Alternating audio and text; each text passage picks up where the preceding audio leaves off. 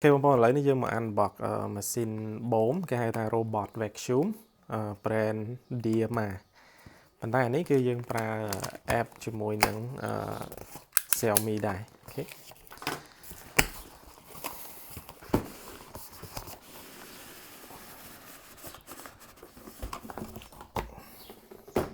ចានេះគឺ model Diama Robot Vacuum S30 Pro ភៅណែនាំ